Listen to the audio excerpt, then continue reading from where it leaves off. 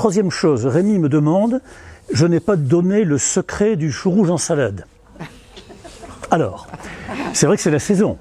Alors, le chou rouge en salade, si vous voulez qu'il soit vraiment très bon, il faut commencer par, évidemment, l'émincer finement, soit avec un couteau si vous avez ce qu'il faut, si vous savez le faire, soit avec une machine à tailler les légumes, hein, pourquoi pas, ça existe. Et ensuite, vous le mettez dans un saladier assez grand et vous allez saupoudrer de sel et mélanger un petit peu, sans excès. Pour le saler, vous mettez un peu de sel, vous mélangez, le poivre viendra plus tard. Ensuite, vous allez faire chauffer du vinaigre rouge, vous allez prévoir un couvercle qui va bien fermer votre saladier. Si vous n'avez pas de couvercle, vous mettrez du film alimentaire pour piéger la vapeur qui va être produite par le vinaigre rouge bouillant que vous allez verser dessus.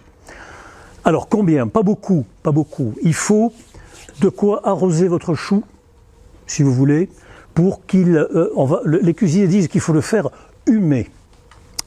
On fait humer le chou rouge. Bien, vous versez le vinaigre bouillant, vous fermez hermétiquement et vous oubliez ça pendant, disons, 1 heure. Vous allez faire autre chose. Et ensuite, vous reviendrez, vous prendrez le chou rouge et vous le presserez dans vos mains. Vous exprimerez le jus qu'il a rejeté, vous le mettrez dans un autre saladier. Il va diminuer de volume énormément. À peu près, vous n'aurez plus que entre le tiers et la moitié du volume initial. Et là, vous l'assaisonnerez à votre goût avec un peu d'huile, avec du poivre, avec un peu de moutarde, c'est très bien, un petit peu de moutarde dans le chou rouge. Pas de vinaigre évidemment, hein, le vinaigre c'est fait. Voilà. Et vous allez voir que le chou rouge est extrêmement bon préparé comme ça, et également beaucoup plus digeste. Voilà. Alors, ce n'est pas une manière étrangère de faire le chou rouge, c'est comme ça que le font les cuisiniers qui ont appris leur métier correctement. Voilà. Bien. Alors, on peut démarrer. En plus, c'est l'heure. Alors, on commence par des devinettes maintenant. Où sommes-nous? Où sommes-nous aujourd'hui? Où sommes-nous? C'est assez facile. Alors, j'ai 2 autres diapos à vous montrer pour vous aider, pour aider ceux qui n'auraient pas trouvé.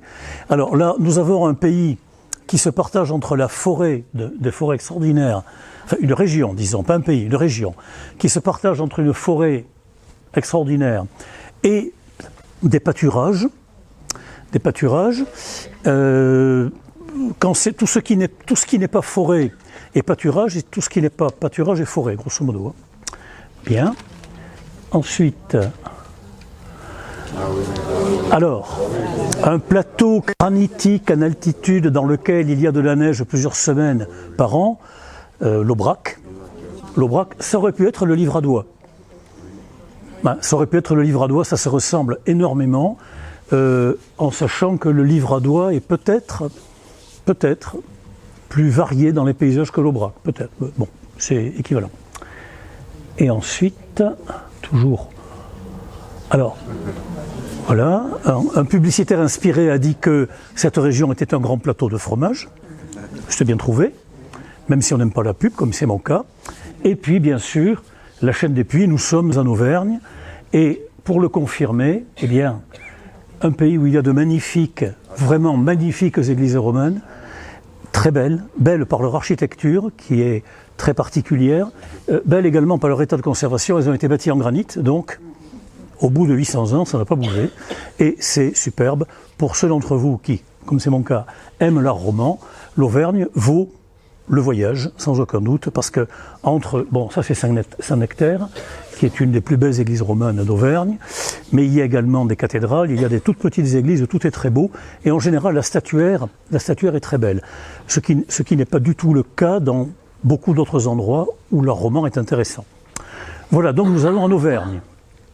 Nous allons en Auvergne, qui est une région, comment dirais-je, dans laquelle on fait coïncider à peu près la région d'autrefois avec l'appellation administrative.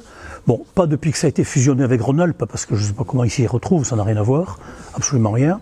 Mais bon, c'était une idée de gens qui ont fait l'ENA, donc des gens beaucoup plus intelligents que nous, enfin que moi en tout cas. Bien, on n'a pas réussi à comprendre. Alors, en Auvergne, il y a donc 4 départements, dont 3, le Puy-de-Dôme, le Cantal et la Haute-Loire, sont vraiment conformes à l'image qu'on s'en fait, c'est-à-dire une image de haut plateau, granitique, montagneux, etc., etc. Mais alors il y a l'Allier qui a été raccroché à ça, qui n'est... Bon, je ne suis pas sûr que les gens de l'Allier se sentent vraiment auvergnats. Ils se sentent plutôt bourbonnais, hein, mais peu importe. Voilà. Donc l'Allier en fait partie, et ça, au niveau de ce qui nous intéresse, on va trouver quand même des apports assez intéressants. Voilà. Donc une région qui est pour partie d'origine volcanique, ce qui est intéressant, parce que tout à la fin, moi je vous parlerai des vins auvergnats, qui ont la particularité d'être élevés, d'être cultivés. Les vignes sont cultivées sur des sols purement volcaniques, donc ça c'est intéressant. Et puis, alors pour le reste, eh bien, un climat très tranché, des longs hivers qui peuvent être très froids, et puis des étés qui peuvent être assez chauds, quoique, moi je fais partie de ceux qui vont y chercher la fraîcheur au mois de juillet-août. Quand vraiment on cuit chez nous ou ailleurs, eh bien, on va sur le plateau du Livradois, et là, à 1000 mètres, on trouve un agrément de vie, à condition d'aimer la paix et la tranquillité, évidemment. Parce qu'on n'est guère dérangé que par les beuglements des vaches et les cris des oiseaux. Voilà. Donc pour ceux qui aiment la paix et la tranquillité, c'est une bonne adresse. Donc des pays voués essentiellement au pastoralisme, l'Auvergne, bien sûr, et également l'exploitation forestière. Mais ça, je ne vais pas en parler parce que nous ne mangeons pas d'arbres. Donc, je ne vais pas vous en parler. Alors, les ressources. Les ressources, eh bien, essentiellement, donc, je vous disais le pastoralisme, c'est-à-dire l'élevage. Un élevage qui, traditionnellement, était tout entier dédié à la production de lait, donc de fromage, avec des fromages extrêmement intéressants dont je vais vous parler, plusieurs AOC. Mais aujourd'hui, eh bien, depuis quelques décennies, depuis une quarantaine d'années, dans beaucoup d'exploitations agricoles auvergnates, on produit des taurillons maigres. Alors, qu'est-ce qu'un taurillon maigre ? Eh bien, vous savez que normalement, à la campagne, on ne fait naître que des vaches. Puisqu'on maîtrise très facilement la fécondation des bovins, on fait naître des vaches qui ont l'avantage de se reproduire et de produire du lait. Bien. Dans les pays, ce qu'on appelle les pays d'embouche, comme le Charolais, on faisait naître également des mâles pour faire des bœufs, on les castrait dans leur jeune âge, et ça se fait toujours. Alors après, vous avez une troisième variété qui est le taurillon. Alors le taurillon, c'est un mâle qu'on ne va pas castrer, mais que l'on va laisser grandir juste assez pour qu'il fasse la bonne quantité de viande, et ensuite il sera sacrifié pour la boucherie. Et ces taurillons, qualifiés de taurillons maigres, ce sont des mâles qui ne sont pas destinés à devenir des bœufs et qui vont être élevés. Alors pourquoi ? Eh bien, cette mode vient d'Allemagne. Ce sont les Allemands, les éleveurs allemands, qui ont inventé, entre guillemets, cette manière d'élever les bovins pour la viande. Parce que sinon, nous, on mangeait soit du bœuf une fois de temps en temps, quand on a du charolais, soit souvent, presque toujours, sous l'appellation bœuf de la vache de réforme. Hein, voilà. Bon. Mais on appelle ça quand même le bœuf. Parce que si le boucher disait « je vais vous faire un bon steak de vache », vous ne seriez pas forcément très séduit. Voilà. Alors, dans le sud du département, dans le sud de la région, pardon, on va trouver d'un côté le Forez. Le Forez avec un espace pastoral très important. C'est le haut plateau du Livradois en fait partie dans la partie nord du Forez. Et c'est là qu'on va faire la fourme d'Ambert, dont je vais vous reparler. Voilà. Autour du Mont d'Or, beaucoup de petites exploitations, certaines où il y a à peine une cinquantaine de vaches, ce qui est très peu aujourd'hui. Et là, on fait du Saint-Nectaire. Et si vous vous promenez du côté du Mont d'Or, du côté de Besse-en-Chandès, vous vous arrêtez dans n'importe quelle ferme, vous pourrez acheter du Saint-Nectaire fermier. Tout le monde en fabrique, si vous voulez. Et c'est très intéressant parce que la moisissure noirâtre qui recouvre le Saint-Nectaire, eh bien, elle est due au lieu dans lequel on affine le fromage. Ils ont des sortes de caves, des demi-caves, dans lesquelles on laisse se développer sur les murs une moisissure noirâtre qui va se transmettre sur le fromage par voie aérienne et qui va donner au Saint-Nectaire son goût unique, peut-on dire. Autrement, bon, c'est un fromage qui, de la fabrication du Saint-Nectaire, il n'y a pas de particularité très, très marquante. C'est surtout son affinage qui fait la différence. Et vous savez que le Saint-Nectaire fermier, c'est une chose, le Saint-Nectaire laitier, c'en est une autre. Le Saint-Nectaire fabriqué en laiterie, il n'y a pas la possibilité de le faire vieillir et de le faire affiner de cette manière-là, donc la croûte est différente, la pâte est moins goûteuse aussi, hein, et puis en général, ils sont plus gros. On en reparlera. Alors, dans la partie nord, la région de l'Allier, eh bien là, on va trouver l'élevage, et notamment du charolais, parce que la Bourgogne n'est pas loin. Quand vous allez à Dijon par la route de la 75 et que vous passez par Vichy, vous allez passer de l'Allier en Bourgogne sans vous en rendre compte, parce que c'est vraiment le même pays. Vous avez les bœufs charolais dans les prés, et bon, la géographie reste la même. Donc on a mis une limite administrative, mais pour les gens, je pense qu'ils se sentent davantage bourbonnais, comme je l'ai dit, qu'auvergnats. Alors, les produits typiques, deux races bovines sont élevées, la Salaire et l'Aubrac. Les deux sont des races rustiques, car les animaux restent dehors pendant une très grande partie de l'année. C'est-à-dire qu'il faut vraiment attendre qu'il gèle très fort et qu'il neige. Quand il neige, elles ne peuvent plus brouter, donc là on va les rentrer. Il faut comprendre les éleveurs, tant que les bêtes sont dehors, la nourriture est gratuite. À partir du moment où les bêtes sont entrées, il faut donner du fourrage. Alors le fourrage évidemment qu'on a récolté, mais c'est pas toujours suffisant. On ne fait pas forcément la soudure, ça va dépendre de la durée de l'hiver. Et on ne pourra remettre les bêtes au pré que quand la neige aura fondu et que l'herbe sera repartie à pousser. Donc voyez-vous, ça veut dire que les bêtes sont à l'étable une bonne partie de l'année, tout au moins. Mais il n'en demeure pas moins qu'elles doivent être très résistantes parce que, d'ailleurs, vous voyez que la Salaire met un poil d'hiver. En hiver, le poil est plus long. C'est assez curieux, un peu comme font les chats et les chiens. Le poil est plus long et il est plus fourni parce que ce sont des animaux qui, génétiquement parlant, sont habitués à rester dehors. Alors, ce sont des races pour le lait, bien sûr, hein, puisque les 4 AOC de fromage auvergnat, le lait doit venir obligatoirement de vaches de Salaire ou d'Aubrac, l'une ou l'autre, hein, pas des Holstein, pas des comme ça. Et de fait, vous n'en verrez pas. Vous ne verrez pas de ces Holstein qui sont très productrices, que vous voyez en Normandie, que vous voyez même ici maintenant, parce que les fermiers qui ne pourraient pas vendre leur lait pour faire de l'AOC, des 4 AOC, c'est-à-dire le Cantal, le Fourmont d'Ambert, le Salaire et le... Excusez-moi, j'ai un trou de mémoire. Peu importe. Alors, il y a dans le charolais, j'en ai parlé, alors des moutons également, des moutons parce que le mouton est relativement facile à élever, pose moins de problèmes dans les climats un peu rigoureux que les bovins. Donc on voit maintenant des troupeaux de moutons.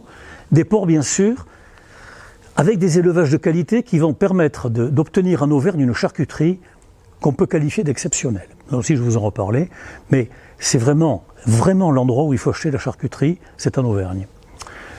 Pour, d'une part, la raison qu'il y a des élevages porcins de qualité, et il y a une autre raison dont je vais vous parler après. Les volailles de l'Allier sont assez réputées, et ensuite, les produits sauvages. Un peu de gibier dans les zones de montagne, en sachant que la chasse aujourd'hui n'est plus ce qu'elle a été, bien sûr. Il y a des restrictions par rapport à beaucoup d'espèces, mais il y a aussi en Auvergne énormément de places. Or, les chasseurs ont besoin de vastes espaces pour pouvoir exercer leur occupation. Et puis des poissons d'eau douce, bien sûr, beaucoup d'étangs, comme l'Auvergne est granitique en grande partie, il y a beaucoup de lacs. Tous ces lacs sont poissonneux, des fois beaucoup, et il y a donc bien sûr des truites, des ombles chevaliers, quelques ferrats également. Le ferrat, très longtemps, n'a été présent que dans les lacs alpins, mais il a été introduit de manière volontaire mais frauduleuse dans beaucoup de plans d'eau auvergnats, et on trouve du ferrat dans le plan d'eau auvergnat. Voilà, personne ne s'en plaint parce que le ferrat, c'est vraiment délicieux, mais ce n'est pas, comment dirais-je, il n'est pas autochtone, hein, le ferrat. Voilà. Et alors, un mot sur le saumon de l'Allier. Alors, le saumon de l'Allier, ce n'est pas, comment dirais-je, une légende. Hein. Il fut un temps, c'est encore vrai aujourd'hui, dans la mesure où le saumon, vous le savez, le saumon ne supporte pas l'eau polluée. Le saumon a comme tous les salmonidés d'ailleurs, comme les truites, la tolérance du saumon à au manque de pureté de l'eau est très faible. Donc, l'Allier était... Vous savez que le saumon remonte pour pondre là où il est né, vers les sources des rivières. C'est un mystère, un grand mystère d'ailleurs. Il peut faire des milliers de kilomètres. Quand on les bague, on va trouver des saumons nés dans l'Allier. On va les trouver jusqu'au large des côtes américaines. Ils font le tour de la planète, hein. C'est un poisson extraordinaire. Mais par contre, dès que la rivière est polluée, même faiblement, c'est fini, il n'y en a plus. Alors, dans l'Allier, ils ont compris ça depuis un moment. Ils ont réussi à faire en sorte que le saumon revienne, pas dans les proportions d'autrefois, où il était tellement abondant que, un détail amusant, dans les conventions collectives, autrefois, ça ne s'appelait pas à l'époque des conventions collectives, mais dans les contrats que les ouvriers signaient, les ouvriers qu'il fallait nourrir, notamment dans l'hôtellerie, des gens qui étaient nourris, ou alors dans beaucoup d'entreprises où on assurait la subsistance des ouvriers, eh bien, la quantité de saumon servi était limitée. Il était dit dans le contrat qu'on ne pouvait pas donner à manger du saumon aux employés plus de X fois par mois, parce que les gens, ça leur sortait par les yeux. Alors pourquoi leur donner du saumon? Parce qu'il y en avait tellement qui ne coûtaient rien, évidemment.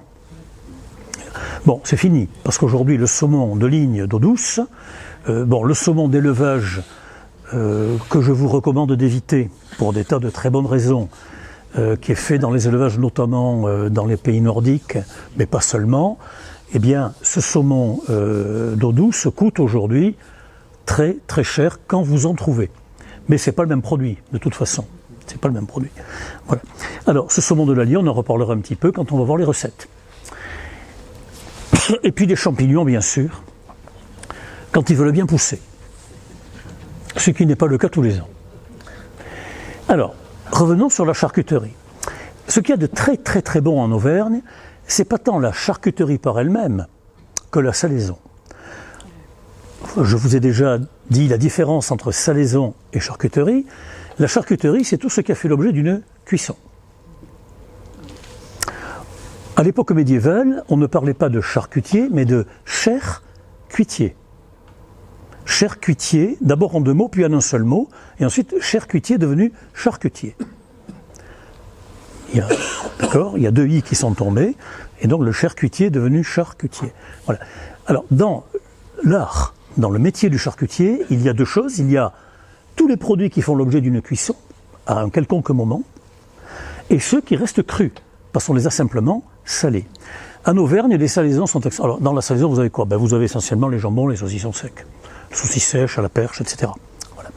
Et les salaisons auvergnates sont remarquables pour deux raisons. Trois raisons. La première, c'est qu'ils ont de la viande, ils ont assez facilement de la viande de qualité dans de petits élevages porcins. Ce ne sont pas les élevages de plusieurs milliers de têtes qu'il y a en Bretagne et ailleurs, où la viande est ce qu'elle est, et ce qu'elle peut être, nous dirons. Mais là, ils ont des élevages où les porcs peuvent sortir, où ils sont nourris d'une manière moins industrielle, et la viande est de qualité. Parce que quand vous mangez un jambon trop salé, un jambon sec trop salé, vous allez dire, ils ont eu la main lourde avec le sel. Mais c'est pas vrai. Le jambon prend le sel qu'il doit prendre. Et pourquoi? Ça tient à sa teneur en eau. Plus la viande est gorgée d'eau, plus elle pompe de sel. Parmi vous, il y a sûrement des physiciens qui pourraient mieux que moi expliquer le phénomène de l'osmose. Quand on fait la salaison, la viande absorbe du sel et jette de l'eau.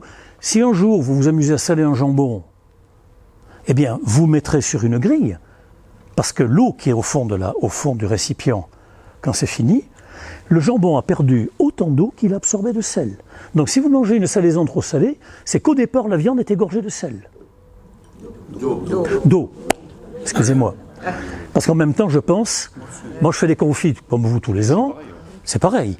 Si vous avez une viande de canard qui a été forcée et autre, eh bien, votre confit sera trop salé. Pourtant, vous ne l'avez laissé que 12 heures au sel, sans le frotter. Il a pris ce qu'il a voulu.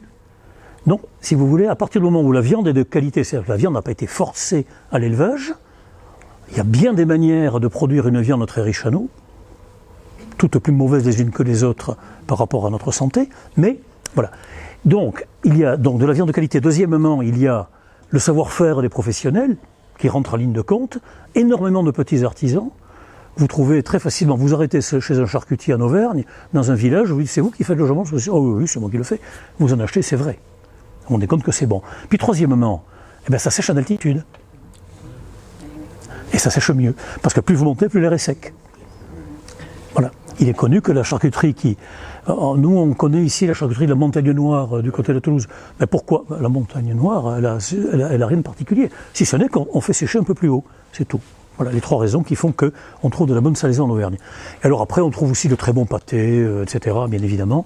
Mais ça, c'est moins caractéristique.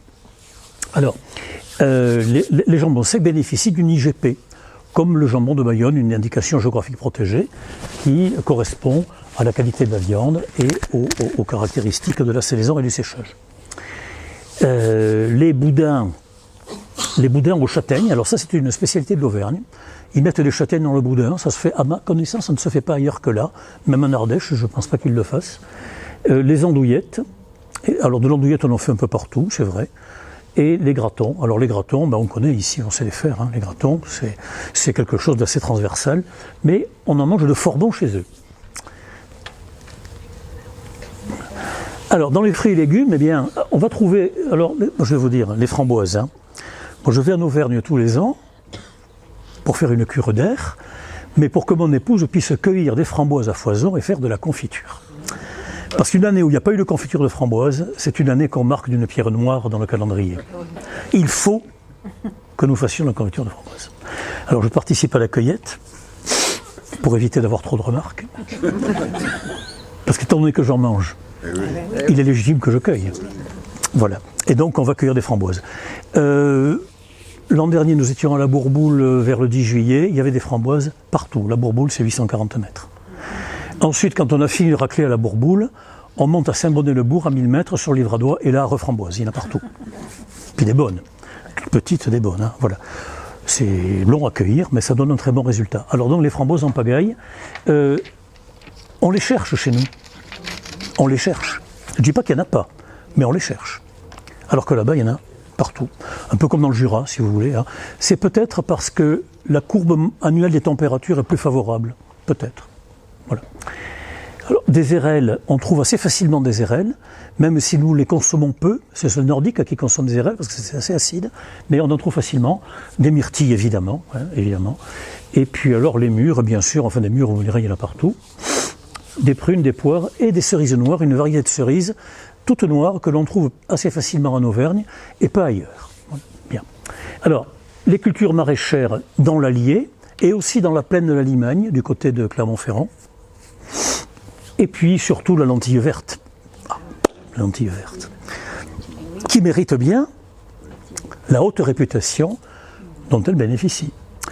Elle bénéficie, ça a été le premier légume, il y a longtemps déjà, à bénéficier de l'AOC. Donc il y a une aire de production sur 87 communes et 3000 hectares, ce qui n'est pas énorme, c'est pas 3000 hectares, c'est quand même pas colossal. Voilà. Et on produit donc à une altitude entre 600 et 1000 mètres cette variété de lentilles qui effectivement est très supérieure à tout ce qu'on peut acheter ailleurs.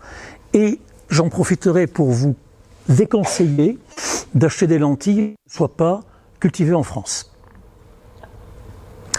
Parce que si ce n'est pas cultivé en France, vous avez 2 chances sur 3 pour que ça vienne du Canada. Et ce n'est pas une recommandation quand on sait comment ils les cultivent. C'est matraqué de pesticides, c'est donc, alors que la lentille verte, elle est cultivée. Normalement, la lentille, il ne faut rien.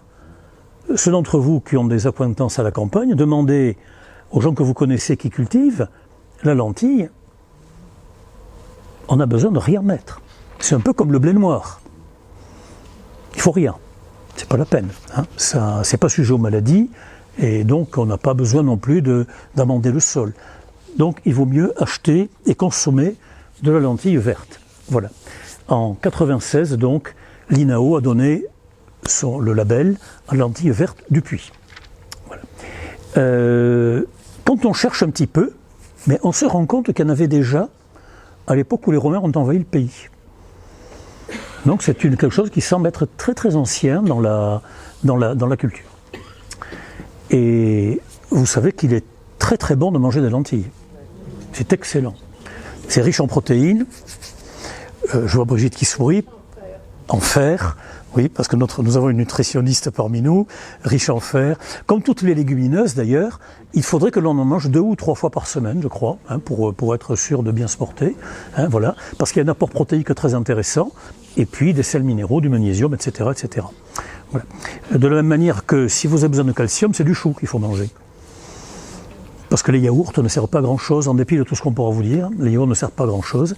Mais par contre, le calcium est très présent dans tous les légumes de la famille du chou. Les fromages.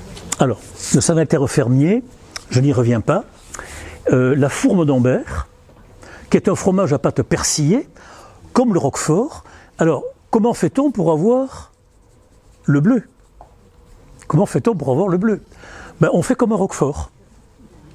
C'est-à-dire qu'on va injecter dans le fromage, artificiellement, on va injecter le fameux Penicillium roquefortis, qui est une moisissure, ni plus ni moins, qui va se développer au sein de la pâte et donner ce veinage bleu, comme dans le roquefort.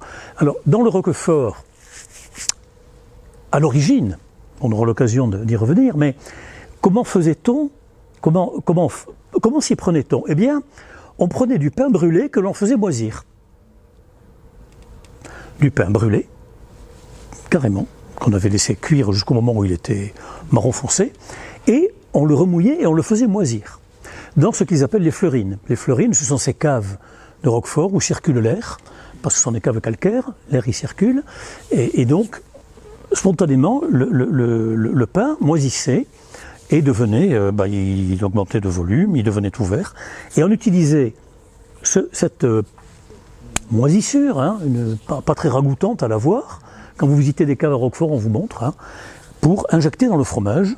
On n'en met pas beaucoup, après ça se développe. Voilà. Et bien là, ils font pareil. Ils font pareil, sauf que la fourme d'Ambert, c'est fait avec du lait de vache, alors que le Roquefort est fait avec du lait de brebis, bien sûr. C'est le même pénicillium? Oui, c'est le même.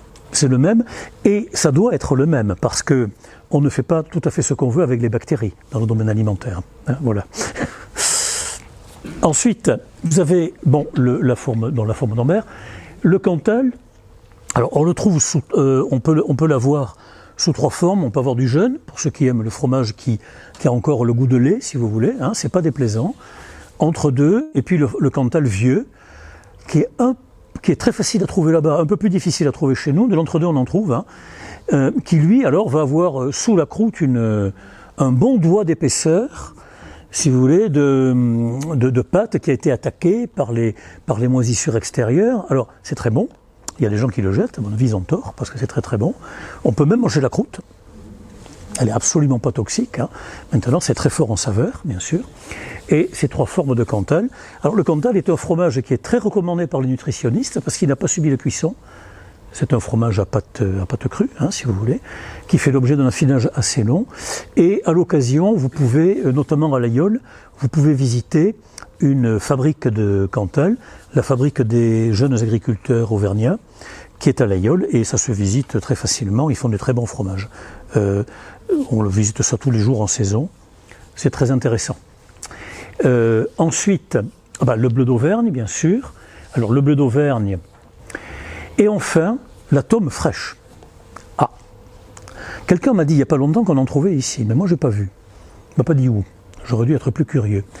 Alors, qu'est-ce qu'on fait avec la tome? D'abord, c'est quoi la tome fraîche? Eh bien, on va dire que c'est le premier stade de l'élaboration du fromage de Cantal. C'est-à-dire qu'on a le caillé, on a fait cailler le lait, on l'a découpé, on l'a très très très légèrement salé parce qu'il y a très peu de sel, et puis ensuite on a fait des meules avec ça. Et qu'est-ce qu'on fait avec la tome fraîche? L'aligot, évidemment, l'aligot dont on va reparler, l'aligot, bien sûr. Voilà, on fait fondre, hein, voilà, on fait fondre la tome fraîche. Et alors, moi j'ai essayé de faire de l'aligot avec autre chose, ça marche pas bien. Ça marche très mal même. Alors, qu'est-ce qu'on trouve en Auvergne de bon? D'une manière générale, je vais vous dire, on trouve plein de bonnes choses. La cuisine, la gastronomie si on veut, la cuisine auvergnate est très intéressante, mais elle est toujours très rustique. Très rustique, si vous voulez. Il n'y a pas ce n'est pas une région où on va sophistiquer les recettes. Vous voyez, bon, vous allez au Pays Basque, vous mangez la soupe de poisson le tiaour, c'est quelque chose de très sophistiqué le tiaour. Au départ, c'était les pêcheurs qui faisaient ça avec ce qu'ils n'avaient pas vendu, mais ça a bien changé. Bon, hein, on a fait évoluer tout ça. Même chose pour la bouillabaisse, qui autrefois se cuisait sur la plage sur un feu de bois, il y a longtemps que c'est fini, hein, n'est-ce pas? Parce que bon, les invendus, de la langouste dans les invendus, aujourd'hui, il y a longtemps que ça n'existe plus. Voilà. Et, mais par contre, en Auvergne, vous allez trouver des spécialités, des plats, toujours très rustiques. Alors rustique, ça veut dire quoi? Ben, ça veut dire qu'il faut vraiment les produits locaux pour le faire. Et on ne va pas les transformer énormément. On va les utiliser selon des méthodes et des types de cuisson très très anciens, qu'on pratique depuis très longtemps. Il ne faut pas chercher chez eux des grands déglaçages, des échalotes ciselées, non, on va pas, ça va pas être ça du tout. Mais il faut des produits de bonne origine et des produits sincères. Voilà. Alors la soupe aux lentilles, je ne vais pas développer parce que bon, tout le monde est capable de faire une soupe aux lentilles, c'est pas compliqué du tout, mais on en sert là-bas. Alors le pâté de pommes de terre des Combrailles, je l'ai mis en couleur parce que je vais vous donner la recette, qui est une spécialité du Puy-de-Dôme, puisque les Combrailles, c'est cette région qui est au pied de Clermont-Ferrand, sur le plateau de Limagne, hein, c'est par là. Alors l'omelette aux champignons sauvages, la soupe aux choux, qui est probablement d'origine auvergnate. On en fait dans beaucoup d'autres endroits, mais il y a de bonnes raisons de penser que c'est d'origine auvergnate, la soupe aux choux. Immortalisée par René Fallet, grâce à Louis de Funès et à Jean Cormet, bien sûr. La soupe à l'ail et la soupe au lard, c'est pareil, des recettes que l'on va pouvoir trouver dans beaucoup d'autres endroits. Des soupes très simples, si vous voulez, faites essentiellement avec de l'eau, de l'ail, un peu d'oignon, du lard, quelque chose de très basique, on va dire, hein, voilà. Dans le genre, on fait ce qu'on peut avec ce qu'on a. Et la tourte au saumon de Brioude, qui est un petit peu plus travaillée. Alors, le pâté de pommes de terre des Combrailles. Alors vous devez penser, quelle drôle d'idée de faire du pâté de pommes de terre. Alors, je vous le dis, ça se fait également dans le Morvan. Dans le Morvan, je vous avais parlé du pâté de pommes de terre qui se fait dans le Morvan. Alors, ça ressemble beaucoup. Alors, c'est un plat extrêmement rustique. Alors, on peut pas faire ça avec n'importe quelle pomme de terre. Il faut des pommes de terre qui vont accepter de fondre en cuisant. C'est-à-dire d'absorber beaucoup d'humidité et de devenir fondantes lors de la cuisson. Si vous utilisez des pommes de terre qui sont très très adaptées, par exemple à faire sauter à la poêle et qui restent très fermes, le résultat sera décevant. Parce que la pomme de terre n'aura pas absorbé, si vous voulez, les éléments que l'on va ajouter dedans. Voilà. Et on va, alors, dans l'idéal, faire une pâte à pâté en croûte, dont je vous ai déjà parlé, c'est-à-dire une pâte que l'on fait en mélangeant du cendou dans de l'eau bouillante salée et en ajoutant de la farine. On obtient une pâte ainsi qui est très élastique, on la laisse reposer et on va pouvoir la travailler au rouleau et la baisser.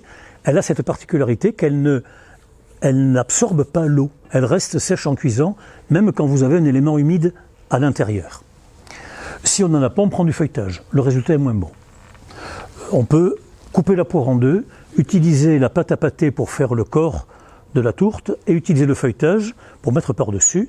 Lui, là, il ne sera pas attaqué par l'humidité, il va rester croustillant parce qu'il est uniquement posé dessus.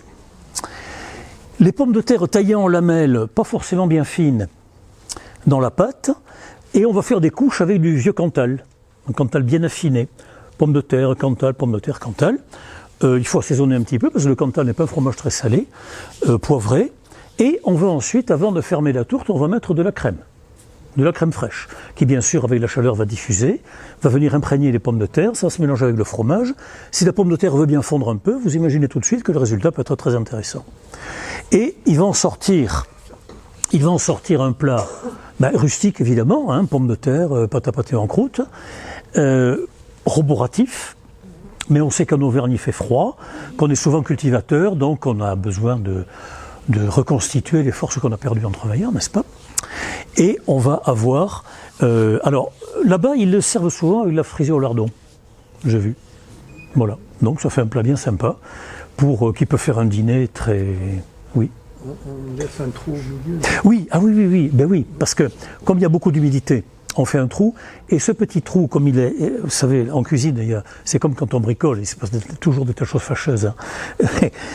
Vous faites un petit trou, et vous faites vous faites une petite bande de papier d'aluminium ou de papier sulfurisé, vous roulez ça sur un crayon pour faire une petite cheminée, et vous mettez la cheminée au milieu. Sinon, votre pâte, elle va se refermer, vous allez voir. Hein. Rien que pour vous casser les pieds, puis après, ça va éclater. Il y en aura plein dans le four. Enfin bon, vous voyez bien, quoi. Donc, il faut une petite cheminée. Merci, Rémi. Il faut faire toujours une petite cheminée. Quand vous faites des pâtés comme ça, il faut toujours penser qu'il y a beaucoup de vapeur d'eau à l'intérieur et qu'il faut que ça puisse sortir, tout ça. Voilà. La tourte, le pâté de pommes de terre. La soupe aux choux, maintenant. Alors, les Auvergnats mangent la soupe aux choux. Bon, c'est une image qui date un peu, mais ça montre bien quand même que cette soupe aux choux, elle existait quasiment dans les débuts de la photographie. Autrement dit, là on est peut-être au début du XXe siècle, peut-être même, oui, à peu près. Voilà. Alors, comme je vous disais, on peut penser que la soupe aux choux c'est auvergnat à la base. Hein. On a de bonnes raisons de le croire. Alors, comment on fait? Eh bien, vous allez voir, c'est pas compliqué. Il faut mettre une crosse de jambon cru. Alors la crosse c'est quoi? Eh bien, quand vous avez mangé le jambon cru et que vous arrivez au bout de la pâte et il n'y a pratiquement plus rien à manger, il ne faut surtout pas le jeter. Ben non, on le met dans la marmite et on le fait cuire. Et on va pouvoir après tout manger, sauf les os évidemment. Les os ils sont pour le chien. Mais vous pourrez manger la couenne, quand elle a cuit 3 ou 4 heures, vous pourrez manger le peu de viande qui reste, tout va se manger. Donc, on ne perd rien. C'est connu qu'autrefois, et particulièrement à la campagne, on ne perdait rien. Aujourd'hui, on jette, mais à l'époque, on ne jetait rien du tout. Une crosse de jambon cru, alors un petit jambonneau, pourquoi pas un petit jambonneau, un morceau de lard de poitrine, et largement immergé d'eau froide. Alors, si vous avez la chance d'avoir de la charcuterie qui ne soit pas pourrie de sel, vous pouvez faire comme ça. Si vous n'êtes pas sûr, il vaut mieux dessaler la veille dans l'eau froide pendant une douzaine d'heures. Ça ne mangera pas de pain, ça enlèvera une partie du sel qui est en rétention dans la viande, et vous aurez de ce fait un résultat, parce que on court quand même le risque d'avoir un résultat beaucoup trop salé, malgré tout. Hein. Donc le dessalement, dessalement. Le dessalage, c'est pour les bateaux. Le dessalement, oui, préalable des viandes salées est souvent une bonne chose à faire. Voilà. Et donc, après, on va commencer à cuire ces produits-là, parce que c'est plus long que le reste, bien sûr. Et puis ensuite, on va ajouter les pommes de terre et les choux. Alors le chou, c'est pareil, on peut le blanchir. On peut le blanchir, le chou. Hein, c'est-à-dire que vous le coupez en 4, vous le mettez dans l'eau bouillante, un petit moment, ça va le ramollir un peu, ça va enlever un peu de son âcreté. Maintenant, à la campagne, ils ne le faisaient pas. Ils ne le faisaient pas. Hein. Mais ils utilisaient un chou qu'on venait d'aller chercher au potager. C'est pas pareil.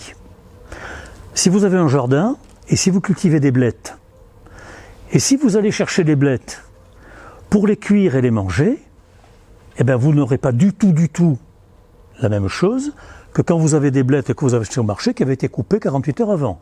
Je vous garantis, on dit les blettes ça sent la terre. Oui, mais quand vous allez les chercher au jardin, que vous les cuisez, que vous les mangez, ça ne sent pas du tout la terre. Je peux vous le garantir. Donc, il faut nuancer. Et le fait de blanchir un chou est sans doute une bonne chose quand vous avez un légume qui a été cueilli depuis un moment. Si on vient d'aller chercher au jardin, à mon avis, ce n'est pas la peine de le blanchir. Voilà. Et un peu de céleri, quelques carottes, voilà. Et puis avec ça, on fait une soupe. Ensuite, on va mettre des tranches de pain séchées dans une grande soupière. Je rappelle à ceux qui ont participé au cours sur l'histoire de la cuisine que la soupe, c'est le pain qu'on met au fond de la marmite. C'est ça, la soupe, c'est ça, en fait. Hein. On trempe la soupe, autrement dit, on verse le bouillon sur les tranches de pain, en général rassis, qu'on utilise ainsi, parce qu'on ne peut plus le manger comme ça, donc on s'en sert, on met le... Voilà, ça c'est tremper la soupe. Voilà. Et quand on parle d'une soupe, ça veut dire qu'il y aura du pain au fond, forcément. Et on enlève la charcuterie, on ajoute un peu de poivre, et puis voilà. Et on va donc, dans un premier temps, consommer le bouillon et le pain, et ensuite les légumes et les viandes. Repas complet. Voilà ce qu'est la soupe aux choux. Donc, une véritable institution culinaire. Peut-on parler de gastronomie? Pas au sens d'Escoffier. Sûrement pas. Parce que cette façon de manger, à mon avis, il y a quelques siècles que ça marche. Sûrement. La tourte au saumon.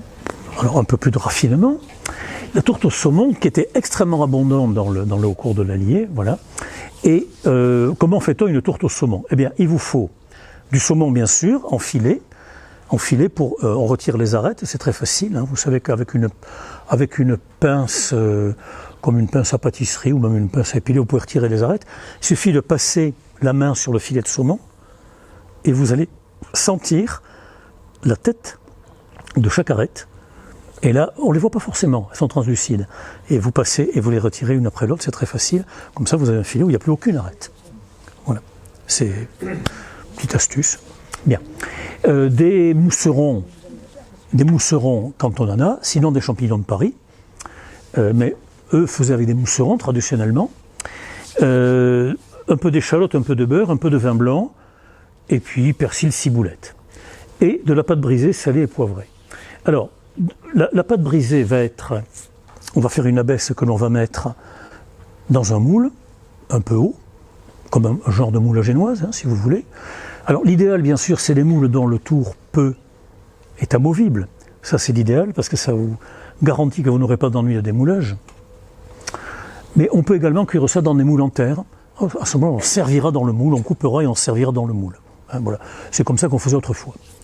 Et on va mettre, donc, on va prendre des escalopes de saumon, hacher le reste avec des champignons. Alors, qu'est-ce qu'une duxelle? Alors, la duxelle, c'est une base en cuisine, la duxelle. Dans les cuisines gastronomiques, on l'a fait en mise en place. On fabrique de la duxelle, on en fait que l'on met au frigo parce qu'on va s'en servir un petit peu comme une base, pas une base, mais un adjuvant, voilà, hein, notamment dans beaucoup de préparations, notamment dans les préparations de poissons. Eh bien, pour faire de la duxelle, il vous faut des échalotes hachées, du beurre et des champignons hachés. Voilà. Sachant que pour hacher des champignons, n'essayez pas de les mettre dans un mixeur, dans un hachoir, vous allez avoir une pâte abominable, pleine de flotte. On est obligé de hacher au couteau sur une planche. Ce qui, même pour un professionnel, n'est pas immédiat. Il faut commencer par émincer finement, ne pas en mettre trop à la fois, ensuite on prend un grand couteau et puis on hache. Voilà. Bon, pour que le champignon soit haché sans jeter son eau. Bien. Ceci fait, on a besoin d'un peu de persil haché également. On va faire suer au beurre, c'est-à-dire cuire sans coloration l'échalote hachée. Et on va ajouter les champignons. Puis on va monter le feu et on va travailler en plein feu. Ce qu'on cherche à obtenir, c'est l'évaporation de l'eau des champignons. Quand l'eau des champignons sera sortie et évaporée, ce qui ne va pas très très longtemps, enfin ça dépend de la quantité que l'on travaille, mais ça peut aller assez vite, sur un bon feu, en remuant sans arrêt. Surtout pas l'oublier, parce que sinon vous n'aurez pas un bon résultat. Vous risquez de faire brûler le fond et d'avoir de l'eau par-dessus. Donc à partir de là, quand l'eau est évaporée, on sale, on poivre, et on va pouvoir garder ça, ou l'utiliser immédiatement, ou le garder au frigo en attendant d'en avoir besoin. Voilà. C'est la duxelle. Alors la duxelle, ça a été inventé au début du XVIIIe siècle par un cuisinier bourguignon qui s'appelait Lavarenne et qui travaillait pour le marquis d'Uxelles.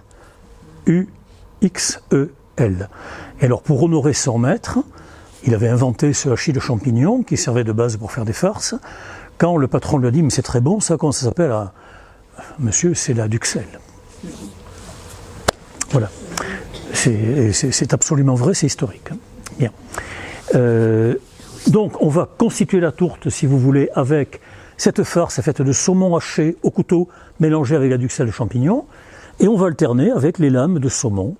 On va refermer, on met dessus soit un couvercle avec de la pâte brisée, soit un couvercle avec de la pâte feuilletée, vous dorez, vous cuisez au four.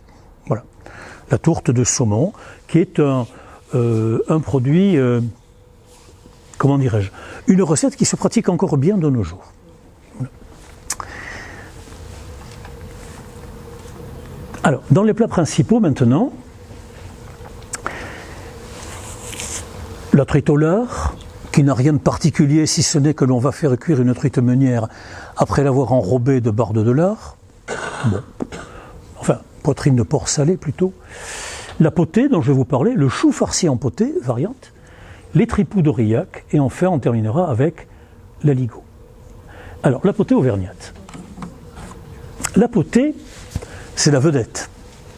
Quand on parle, si vous interrogez un panel de personnes, vous dites citez-moi un plat auvergnat, on vous répondra tout de suite la potée. Bon, donc c'est le plat emblématique de la cuisine auvergnate. Et c'est un plat paysan, roboratif. On n'en sert pas au mois d'août quand il fait 40 à l'ombre, ça ne marcherait pas. C'est plutôt en hiver quand il fait froid, n'est-ce pas? Et plutôt saisonnier. Voilà. Alors en plus le chou vert, je sais bien que maintenant il y a de tout quasiment toute l'année, mais le chou vert c'est quand même bien un légume d'hiver. Le gros chou paumé, c'est quand même bien un légume d'hiver. Et pour cela, eh bien, il faut un jarret de porc, de la palette, alors demi-sel, c'est-à-dire qu'on va le dessaler dans l'eau froide, au préalable, comme je le disais tout à l'heure, et un saucisson à cuire, des saucisses fumées, ce qui peut paraître surprenant, mais la potée auvergnate comprend des saucisses fumées. Voilà. Et c'est parce qu'il est vrai qu'on fait de la charcuterie fumée en Auvergne, hein, il y en a. Voilà, un gros chou vert, un oignon, 4 carottes, 2 navets, 2 poireaux, 4 gousses d'ail, 6 pommes de terre, oui, donc pas mal de légumes, hein, pratiquement tout ce qu'on va trouver au potager, les navets, les carottes, le chou en hiver, hein, les oignons, tout ça on l'a sous la main, et un bouquet garni, voilà. Le clou de girofle, vous imaginez bien où il va aller, dans l'oignon, bien sûr, et le poivre en grains qui va donner, non pas du piquant, mais du parfum. Quand vous faites une cuisson à l'eau, vous cuisez, je ne sais pas, vous faites pocher un poisson et autres, n'hésitez pas à mettre un petit peu de poivre en grains, qui va donner du parfum, un parfum très intéressant, sans apporter de piquant. Parce qu'il y a deux choses dans le poivre. Il y a la saveur piquante et il y a l'arôme du poivre, qui sont deux choses tout à fait différentes.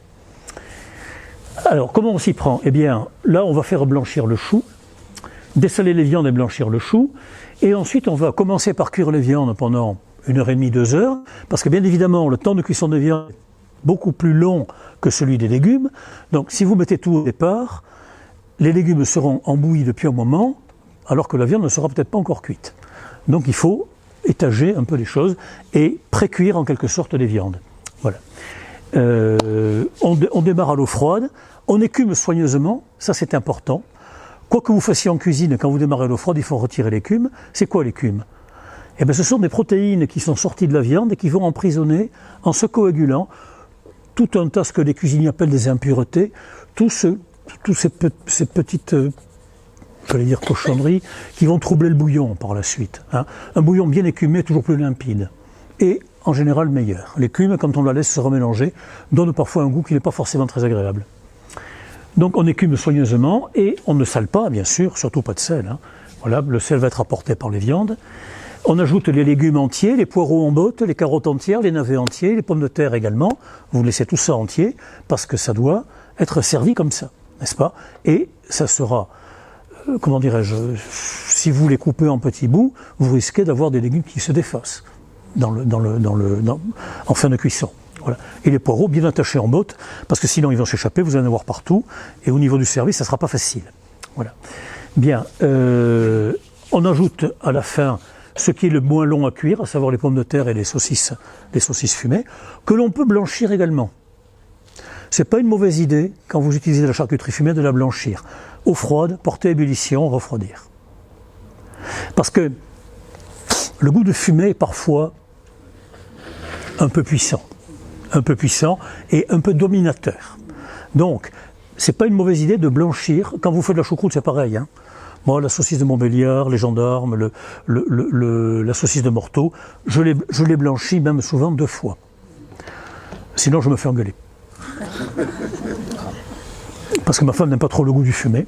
Donc, ça sent le fumé. Bon, on blanchit. Voilà. On finit à petite ébullition, on vérifie l'assaisonnement, goûte le bouillon. Très simple tout ça, très très simple. Mais je vous assure que c'est le plat convivial par excellence en hiver. Pas compliqué à faire.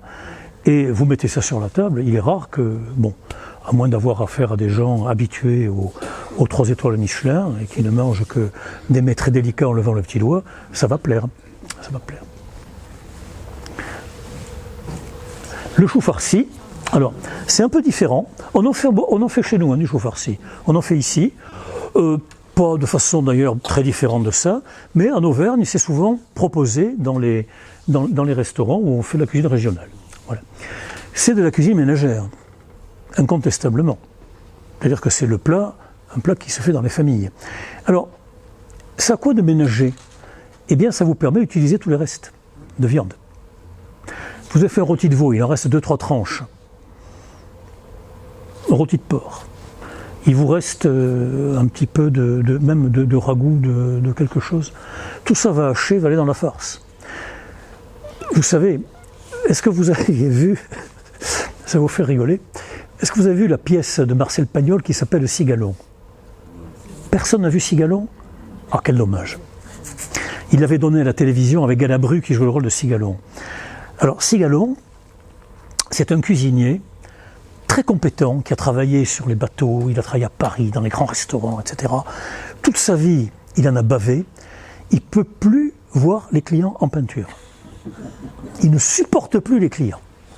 Et qu'est-ce qu'il fait? Il arrive à l'âge de la retraite. Comme il a travaillé toute sa vie et qu'il a fait que travailler, ben l'argent qu'il a gagné, il ne l'a pas dépensé. Il a des sous. Il achète un restaurant sur les hauteurs de Marseille. Un joli restaurant. Avec une terrasse, une treille. Il fait tout repeindre. Il installe tout parfaitement bien. Le couvert, etc. Il affiche le menu. Et il se met sur une chaise devant l'entrée du restaurant avec le grand chapeau. Et arrivent les clients qui demandent s'ils peuvent manger. Et là, il répond et non. Vous ne pouvez pas. Mais pourquoi? C'est fermé? Non, c'est ouvert. Mais vous ne pouvez pas manger. Je n'accepte aucun client. Il faut être Pagnol pour penser à ça. Attendez, pourquoi je vous parle de ça? Vous allez voir. Alors donc, il refuse les clients. Son bonheur, c'est de refuser des clients. Je pense que Pagnol avait dû rencontrer des cuisiniers. Hein. Je pense. Voilà. Et alors, pourquoi je vous parle des farces? Parce que ça se complique. En face de son restaurant sur la place s'installe une ancienne blanchisseuse, Madame Toffi, qui prétend lui faire concurrence. Alors il est bouleversé. Il ne peut pas supporter qu'on lui fasse concurrence. Il peut pas. Alors la guerre s'installe. Et du coup, il va ouvrir. Parce que le seul moyen de casser les reins de la blanchisseuse, c'est de prendre les clients. Donc il va ouvrir. Et quand arrivent des gens sur la place, il les appelle, il les interpelle. Il dit « N'allez pas manger chez l'abominable Madame Toffi. Vous y mangerez la grive morte en cage, et pire que tout, des cannelloni. » Ah, vous ne savez pas ce que sont les cannelloni? Eh bien moi je vais vous le dire. Vous prenez tout ce qui reste dans la cuisine et qu'on devrait jeter dans la poubelle. Et au lieu de le jeter dans la poubelle, vous hachez tout bien faire et vous jetez dans les clients. Et ça, j'ai trouvé ça absolument très drôle, en même temps que très féroce, parce que heureusement, c'est pas vrai. Même si ça peut-être été vrai par endroits, heureusement, c'est pas vrai. Mais il n'en demeure pas moins que, si Cigaloun n'a pas tort, on peut faire des farces avec beaucoup de choses qui permettent de valoriser des petits restes. Si vous n'avez pas de petits restes, vous prenez de l'échine de porc hachée. Si vous n'avez pas de hachoir, vous le faites hacher par le boucher. L'échine a ceci d'intéressant c'est un morceau très entrelardé, donc dans lequel il y a pas mal de phases grasses. Et ne perdez pas de vue que ce qui est bon en cuisine, c'est le gras, c'est pas le maigre. Le goût, la saveur, c'est dans le gras qu'on le trouve, pas dans le maigre. Si un jour vous mangez des steaks hachés régime à 5% de matière grasse, vous n'allez pas les trouver bons. Hein. Steak haché, c'est 12% de matière grasse, pas 5%. Bien, de l'échine hachée, 2 œufs pour lier, du pain de campagne que l'on va faire tremper dans le lait entier pour faire une pâte qui va donner du moelleux à votre farce. Le pain de campagne va donner du moelleux, les œufs vont lier tout ça, du persil haché, de l'ail haché aussi bien sûr, et voilà avec quoi vous allez faire la farce du chou. Alors, pour faire un chou farci, c'est non pas difficile, mais c'est un peu quand même, c'est du travail, parce que il ne faut pas vous imaginer que vous allez creuser le chou et mettre la farce dedans. Ça ne marche pas. Il faut démonter le chou, démonter toutes les feuilles, et les blanchir dans de l'eau bouillante salée pour les ramollir. Quand elles sont ramollies, au bout de 2 ou 3 minutes, vous les mettez dans l'eau froide. Et après, vous les égouttez, vous les mettez sur un torchon. Vous voyez, c'est du boulot déjà, mais c'est pas fini. Le cœur du chou, qui est blanc, vert clair, très serré, eh bien lui, vous allez le blanchir entier, puis après vous le hacherez, et vous pourrez le mélanger dans la farce. Voilà. C'est pas marqué, mais bon, c'est presque une évidence. Ensuite, eh bien, sur un grand torchon bien propre, vous mettez vos feuilles de chou à l'envers, évidemment, bien rangées, la farce au milieu. Vous refermez tout ça dans le torchon, serre un peu, et ensuite, soit vous allez le cuire dans le linge, c'est possible, soit vous ouvrez votre linge et vous ficellez ça soigneusement. Quand ça va cuire, tout ça va coaguler, et votre chou, il va rester entier. Alors, ce n'est pas que ça soit compliqué, mais c'est du travail. Incontestablement, c'est du boulot. Voilà, ça ne se fait pas tout seul. Voilà, bien. Contrairement à beaucoup de choses qui se font comme ça. Enfin. On cuit le chou, donc, à peu près 1h, 1h15, n'est-ce pas? Et on va donc le servir avec les légumes. Alors, les légumes, eh bien, si vous voulez avoir un bouillon qui ait du goût, il faut mettre un oignon, une carotte, un peu de céleri, un peu de poireau. Ça va, comme disaient les vieux cuisiniers, ça va couper le bouillon, ils disaient. Ça coupe le bouillon, c'est-à-dire ça, autrement dit, ça lui donne une texture dans la saveur. Voilà. Et bien sûr, le jus de cuisson, le milieu de cuisson peut être servi en potage, mais là, c'est pas le but. On va servir le chou accompagné de légumes. Éventuellement aussi de pommes de terre, bien sûr. Oui.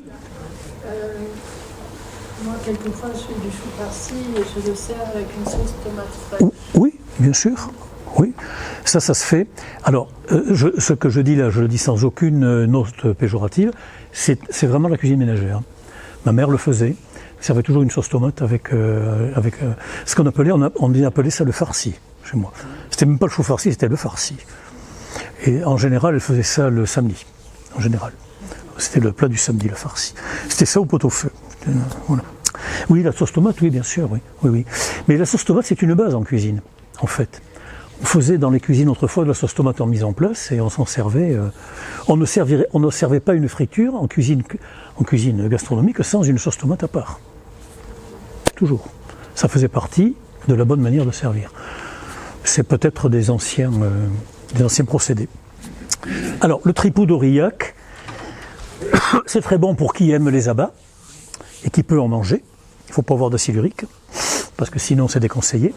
Alors, le tripou d'Aurillac, c'est une spécialité vraiment traditionnelle.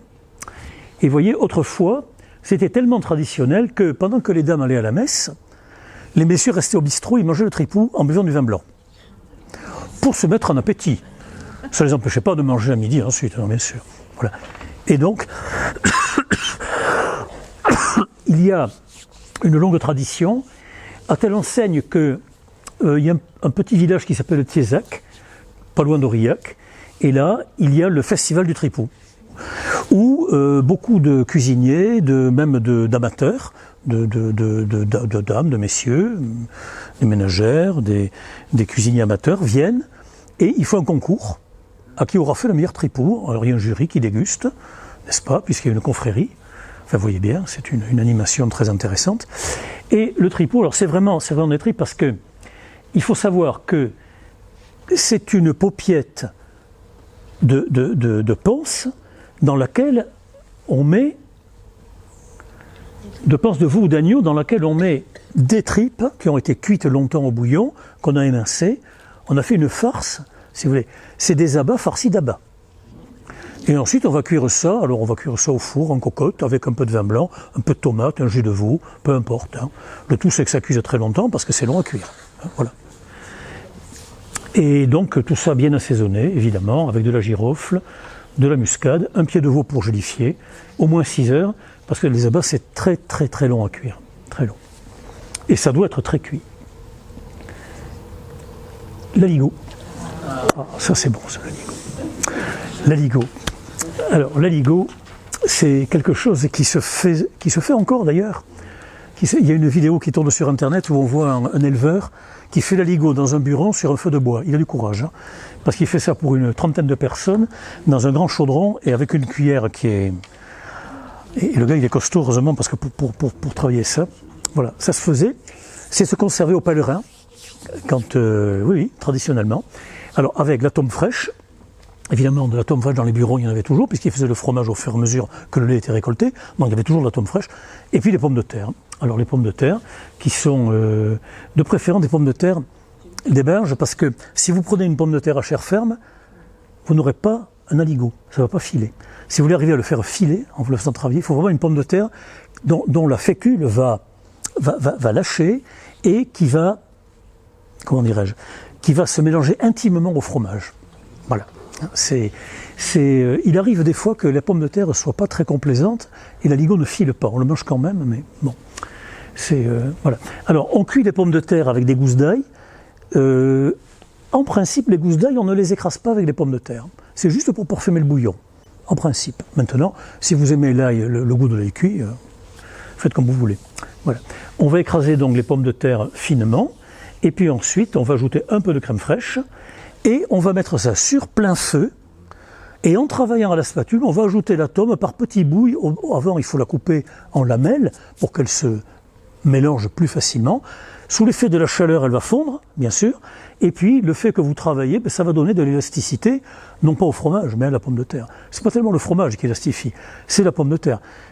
Tout le monde sait que quand on fait une purée, si plus on la travaille, plus elle est élastique. Les cuisiniers disent que la purée corde. Et la purée, ça ne doit pas corder. Mais l'aligot, lui, il faut le corder au maximum, puisque quand tout va bien, on soulève. Et alors, je crois qu'il faut un mètre, traditionnellement. Je crois que c'est ça. Il faut un mètre. Bon, moi, je suis jamais arrivé, personnellement. Voilà pour le ligo.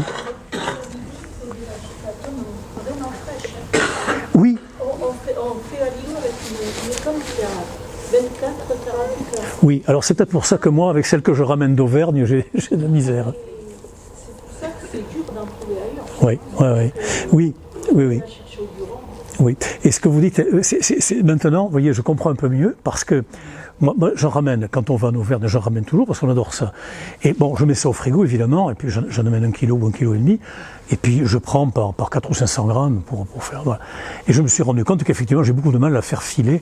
Alors, j'accuse les pommes de terre, mais en réalité, c'est parce que la tome n'est pas assez fraîche. D'accord. Très bien. Bon, et alors quelqu'un m'a dit qu'on en trouvait ici la tome fraîche. Mais moi, j'ai jamais vu. La tome fraîche. Je sais pas, peut-être chez les fromagers, peut-être. Alors, dans les desserts, pas grand-chose à citer. Pas grand-chose. Alors, le milliard aux cerises, c'est bien auvergnat, mais c'est jamais que du clafoutis. On va vous donner la recette, vous savez le faire. Hein. En sachant qu'ils ont ces cerises noires qu'on trouve assez facilement en Auvergne, bon, qui seront une particularité, mais du clafoutis, c'est vrai qu'on en fait partout. Voilà. Alors, la pompe aux pommes. Alors, la pompe aux pommes, vous avez une photo, là, c'est un dessert très très sympa, qu'on trouve facilement chez eux. C'est une pâte feuilletée qui est garnie avec des pommes qui ont été cuites au beurre à la poêle assez longuement. Voilà. Et ils font un chausson en pâte feuilletée avec ça, un peu long. Après, on fait des parts là-dedans. C'est très bon. Maintenant, bon, c'est auvergnat, ça peut être d'ailleurs aussi. La tarte aux myrtilles, bon, évidemment, en sachant qu'il y a 2 façons de faire la tarte aux myrtilles. Enfin non, il y a une infinité de façons, mais il n'y en a qu'une qui est bonne. Vous savez, Saint-Saëns, il disait, il y a 3 sortes de musique. Il y a la bonne, la mauvaise et la musique militaire, il disait. Bon, alors la tarte aux myrtilles, c'est pareil. La tarte aux myrtilles, pour qu'elle soit bonne, il faut que les myrtilles cuisent avec la tarte elle-même. Autrement dit, dans un fond de tarte, vous mettez des myrtilles crues ou qui ont été légèrement ébouillantées dans le sirop. C'est encore mieux, n'est-ce pas? À peine un peu, dans un sirop pas très épais. Vous mettez les myrtilles, vous mettez dessus, comme on fait en Alsace, un mélange de crème fraîche, d'œuf entier légèrement sucré, juste à hauteur, vous cuisez ça comme ça, et vous nappez ensuite avec une gelée de myrtilles pour avoir un joli miroir. Ça, c'est bon. Mais les myrtilles crues sur de la crème pâtissière, je vous le laisse. Ce n'est pas bon. Et on voit ici faire ça des fois, par des pâtissiers qui n'ont pas compris ce que c'est qu'une tarte aux myrtilles. La myrtille doit cuire absolument. D'ailleurs, le goût de la myrtille se développe à la cuisson, sans aucun doute. C'est bien meilleur que quand c'est... Voilà. Et alors après, je vous ai quand même mis... J'ai pas réussi à trouver de photo. Mais par contre, le picoussel, alors ça c'est un truc. Regardez la recette. Ça c'est vraiment auvergnat et c'est très ancien. Alors Mur de Barré, c'est c'est un bled qui est à mi-chemin d'Aurillac et de Clermont-Ferrand, dans la Pampa. Voilà. Et là, il faisait le picoussel. Alors le picoussel, ça voudrait dire qu'il a été picouré par les oiseaux. Et on peut le comprendre. Parce que il faut mélanger de la farine, des œufs, du lait, et là-dedans, on met des herbes, y compris des orties. Oui, des orties. L'ortie est parfaitement comestible. D'ailleurs, elle présente un intérêt culinaire certain et un intérêt également alimentaire. Mais enfin, il faut savoir la cuisiner. Et on met des blettes. Ouais, on met des blettes. Et on mélange et on ajoute des pruneaux. Vous essayez d'imaginer ce que ça peut donner. Voilà. Et alors ensuite, on fait cuire ça. Ça peut cuire au four, ça peut cuire dans une poêle. Et des blettes, comme quelle quantité? J'en sais rien. Et puis je ne vais même pas essayer de savoir parce que, bon, moi je ne crains pas l'association sucré-salé personnellement, hein, mais pas n'importe comment. Alors ce picoussel, bon, il paraît que ça se fait encore dans ce coin-là, il paraît. Moi je n'en ai jamais vu, j'en ai jamais mangé. Alors si un jour vous en voyez, vous me direz, et si vous en mangez, vous me direz ce que ça vaut. Personnellement, j'ai des doutes quand même. Hein. J'ai des doutes. Mais tiges de blé, combien? les feuilles, les tiges, tout le total. D'accord. Tout le total. Et des pruneaux. Et au sucre. Après tout, hein, c'est peut-être très bon, mais bon, j'ai des doutes. Voilà. Je voulais quand même vous le montrer parce que... Ah! Est-ce qu'on fait du vin en Auvergne? Eh oui. Eh oui, on en fait. Pas beaucoup, mais on en fait. On en fait. Et il y a 2 AOC, quand même. Donc si on a donné une AOC, c'est que il y a des bonnes pratiques de culture, des bonnes pratiques de vinification, et que le résultat mérite qu'on s'y arrête. Bien. Alors, il n'y en a pas beaucoup. Hein. Vous avez en 5%, bon, le 5% il est relativement connu. C'est un vin qui peut être très agréable, le 5%. Très très agréable, hein, vraiment. Et il y a quand même en tout 600 hectares de culture. C'est pas beaucoup, hein, 600 hectares. Hein. C'est pas grand-chose. Hein. Le vignoble bourguignon, 18 400 hectares, on disait qu'il était tout petit. Hein. Bon, donc là c'est microscopique, comme dit mon petit-fils, ou microscopique plutôt. Voilà. Donc des rouges et des blancs, avec des cépages gamay et pinot noir. Bon, le pinot noir comme en Bourgogne, qui est un cépage assez bien adapté aux hivers rigoureux, et puis du chardonnay pour faire des... Bon, déjà le chardonnay est un très bon vin blanc, et du tressalier. Alors le tressalier, on n'en cultive que là. C'est le seul endroit où on cultive ce cépage. Et chaque vigneron fait un assemblage. Certains vignerons mettent beaucoup de tressalier et très peu de chardonnay. Ça dépend des années. Quand le tressalier a bien mûri, ils peuvent même faire des fois du vin uniquement avec le tressalier. Alors c'est un cépage très particulier, très ancien paraît-il, qu'on ne cultive nulle part ailleurs que dans la vallée de Saint-Pourçain. Voilà. Et alors moi je vous ai mis, il faut acheter avec discernement parce que, bon, c'est un peu comme la ligotée. Hein. Il y en a du bon, et puis il y en a aussi qui sont un peu durs en bouche, comme on dit. Hein. Voilà. Bon, c'est quand même pas des vignobles de grands crus. Hein. Et puis après, vous avez le Côte d'Auvergne. Alors là, c'est encore plus petit, 400 hectares. Gamay, Pinot Noir, Chardonnay. Mais le Côte d'Auvergne, alors c'est la feuille de Limagne, c'est-à-dire la feuille de Limagne, c'est cette plaine qui est, quand vous montez par la 75, quand vous voyez le Puy de Dôme sur votre gauche, eh ben vous remontez la feuille de Limagne, là, voilà, avant Clermont-Ferrand, n'est-ce pas?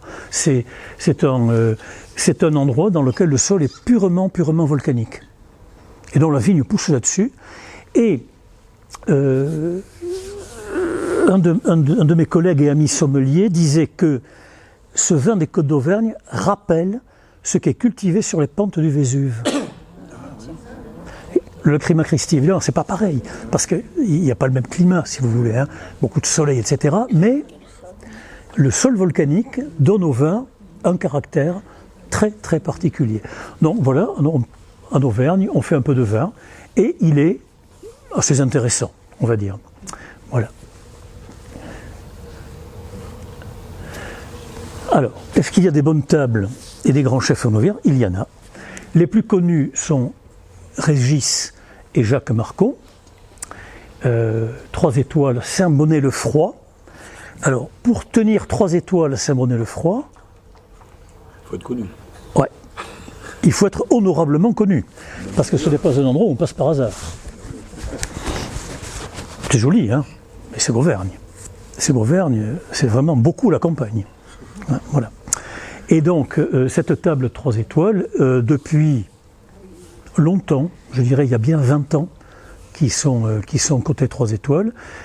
Allez voir leur site sur internet, vous verrez, c'est déjà un plaisir de regarder des photos de l'entreprise. C'est vraiment très joli, très superbe. Et on a, ça fait partie de ces restaurateurs qui travaillent grâce à leur réputation, hein, avec une clientèle aisée. Parce que j'ai regardé il n'y a pas longtemps, le menu le moins cher à midi, c'est quand même 150 ou 160 € à midi. Alors le soir, je ne sais plus. Bon, donc c'est des prix, voilà.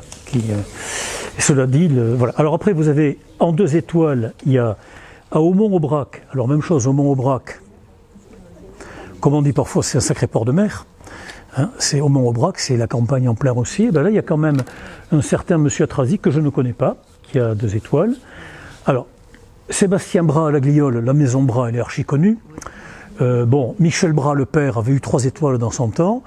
Et on disait dans le métier que c'était le plus malin de tous, parce qu'il réussissait à ne faire manger que des légumes à ses clients.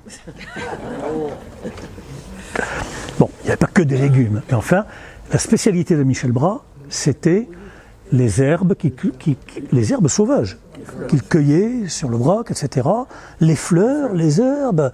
Et avec ça, il a quand même créé une grande table, une grande adresse. Son fils a repris. Bon, ils sont à 2 étoiles maintenant. Bon, c'est pas un 2 ou 3, hein, c'est la même entreprise. Voilà. Et ensuite à Clermont, vous avez 3 une étoile à Clermont. J'en dirai pas plus, je les connais pas. Et puis ensuite à Chamalières, à Issoire et Marcol. Alors moi je connais Issoire parce que j'ai mangé il y a 2 ans. C'est un Hollandais qui tient ça, mais qui a appris la cuisine en France. Il n'a de Hollandais que le nom.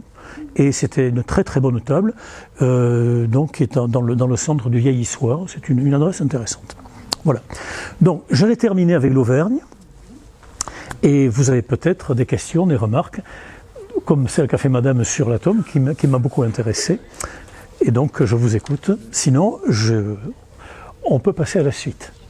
Moi j'ai une question oui. de géographie en fait. Oui. Dans votre préambule, en fait, vous avez cité 4 départements. Oui. Dans votre exposé, vous présentez beaucoup de produits qui sont aussi de l'Aveyron et de la Lozère. Oui. Vous ne les avez pas intégrés. Non. Et on en reparlera, c'est vrai, parce que, en réalité, la remarque de monsieur, c'est que je parle de 4 départements qui constituent la région, mais qu'en réalité, quand on parle de produits et de recettes qui concernent le sud de cette région, Aveyron et Lozère. Alors, il est vrai que on fait un découpage. On fait un découpage par région administrative. Bon, il faut en faire un. Il faut en faire un parce que sinon, comment faire? Si on se borne, si vous voulez, si je fais un cours sur la Bigorre, ensuite un cours sur le Pays Basque, ensuite un cours sur le Béarn, je pense que dans 10 ans, nous y sommes encore. Alors, on va parler de la région Aquitaine. En sachant qu'en Aquitaine, eh bien, il y a la région bordelaise et puis il y a le Pays Basque. Il va bien falloir qu'on fasse la différence. Là, c'est un peu la même chose. C'est vrai que la Lozère, en plus de ça, l'Aveyron et la Lozère, ils ne s'aiment pas. Pour autant que j'ai pu observer, c'est un petit peu comme les Bisontins et les Dijonnais. Si vous voulez, il y a une sorte de rivalité là de territoire, alors qu'en fait, on est dans les mêmes habitudes, on est dans les mêmes, culturellement parlant, on est dans la même région, on travaille les mêmes produits, voilà. Il faut bien mettre, ma réponse, elle vaut ce qu'elle vaut, c'est qu'il faut bien mettre la limite quelque part. Et quand on va parler de la région Occitanie, on sera mené effectivement à dire un mot sur ce qui se fait dans le Forez, parce que la région Auvergne, elle coupe en 2 des territoires qui autrefois ne faisaient qu'un. Voilà. C'est pas très très facile de faire des catégories, hein, dirons-nous. Et d'autant plus que du point de vue des habitudes alimentaires, nous vivons à une époque très transversale. C'est-à-dire qu'on fait un petit peu tout partout aujourd'hui. Moi, mon propos, c'est d'essayer de remonter à ce qui est local, ce qui est traditionnel et local, dans la mesure où on peut, tout en étant encore aujourd'hui pratiqué. Si vous voulez, c'est un petit peu un exercice d'équilibriste. Oui. Je voudrais dire, il y a la géographie, il y a les régions géographiques qui prennent en compte Lozère et l'Aveyron, par exemple. La Lozère, il y a plusieurs régions géographiques. Quand il a fallu décider bon, on était déjà dans cette option, mais si, pour décider où on allait, à un moment donné, il y en a qui voulaient être en Auvergne, tous les deux Oui. en Lozère, Oui. en Margerie, ou l'autre. Et C'est vrai. qui voulaient être, C'est vrai. C'est vrai. Occitanie, C'est vrai. C'est vrai. C'est très vrai. Ce que vous dites est tout à fait exact. Et oui, alors nous sommes, on fonctionne avec des départements, mais c'est pas si vieux que ça. C'est la Convention, le département, 1791. Et c'était quoi le département à l'origine? Ben, c'était des évêchés. Beaucoup de départements ont été calqués sur le territoire des évêchés. Ce qui était un petit peu bizarre dans la mesure où les conventionnels n'avaient pas pour l'Église catholique une tendresse excessive. Bien. Mais il fallait bien, on ne pouvait pas non plus faire table rase de toutes les anciennes habitudes. Voyez-vous. Alors on vous dit, ben, le département, il fallait qu'on puisse faire aller à cheval d'un bout à l'autre dans la journée. Je ne suis pas sûr. En réalité, c'était souvent des évêchés. Bon, on aurait pu... Alors, ce que je vous présente là, en fait, c'est le cours qu'on fait aux élèves de Bac Pro, qu'on faisait. Je ne sais pas où ils en sont aujourd'hui, j'ai complètement décroché, mais on faisait ce cours aux élèves de baccalauréat professionnel et de BTS en hôtellerie. Bon, il fallait qu'ils aient une culture un petit peu gastronomique, traditionnelle, il fallait qu'ils aient des notions. Alors, on travaillait par région. Et ça, c'était avant que les régions ne soient fusionnées. Par exemple, Bourgogne-Franche-Comté. Mais on a remis une ânerie sur une ânerie en faisant ça. Parce que Bourgogne-Franche-Comté, ça n'a pas de sens. La région Occitanie aujourd'hui, elle n'a pas de sens. Qu'y a-t-il de commun entre la Haute-Vallée d'Or et la région et la vallée de Prades, dans les Pyrénées-Orientales? Qu'y a-t-il de commun? Réponse, rien. Sauf qu'on y parle français. Et encore, les Catalans aiment bien parler catalan, et les vieux chez nous, dans les vallées, ils aiment bien me parler patois. Bien. Mais il fallait quelque part, faire découpage. Alors on aurait pu, plus logiquement, se référer aux grands domaines, les duchés, les comtés de l'Ancien Régime. Là, ça correspondait davantage, là, si vous voulez. Mais ça faisait pas très républicain, ça. Voilà. Alors on a fait les régions administratives, en sachant bien qu'effectivement, quand on va faire la région Aquitaine, moi je vais faire un spécial Pays Basque. Parce qu'on peut pas assimiler le Pays Basque, même pas au Béarn. Même pas.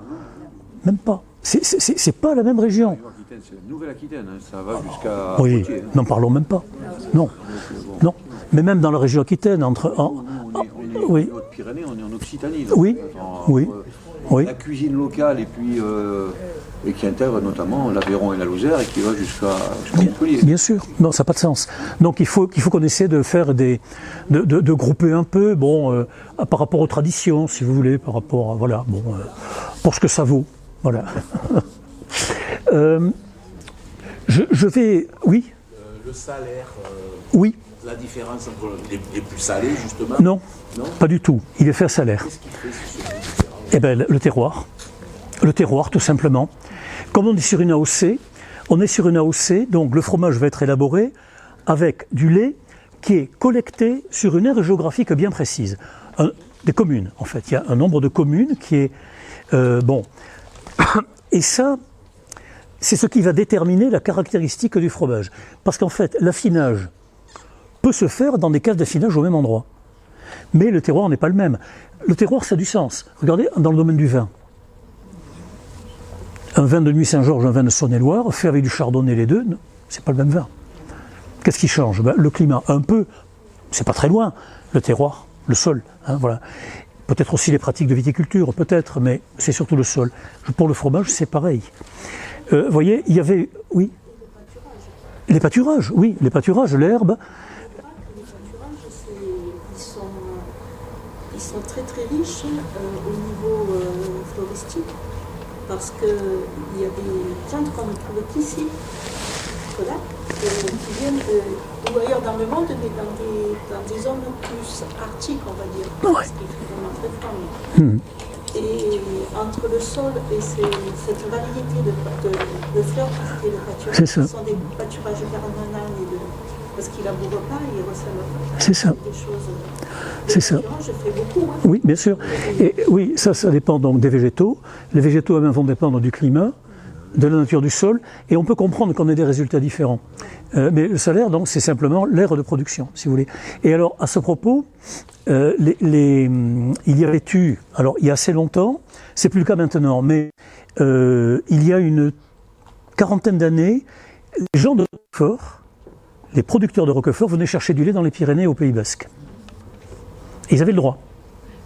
Ils avaient le droit. Ils avaient une dérogation. Parce que quand on travaille en AOC, on doit respecter l'aire de production. Mais comme ils avaient pas assez de lait avec le Larzac et tout, parce que c'est vrai que dans le Larzac, je ne sais pas si vous êtes allé, ça ne produit pas beaucoup. L'herbe n'est pas très riche, bon, donc il faut beaucoup de brebis pour faire un peu de lait. Donc et ils avaient un gros débouché commercial, en France comme à l'étranger, et ils avaient besoin de lait. Donc ils venaient et envoyaient des camions de lait. Et moi j'ai vu, étant à la pêche dans la vallée d'Ossau, j'ai vu un camion se faire arrêter par des paysans, un camion qui descendait avec du lait de brebis, des paysans, un camion, il l'avait arrêté et ça ne se passait pas bien.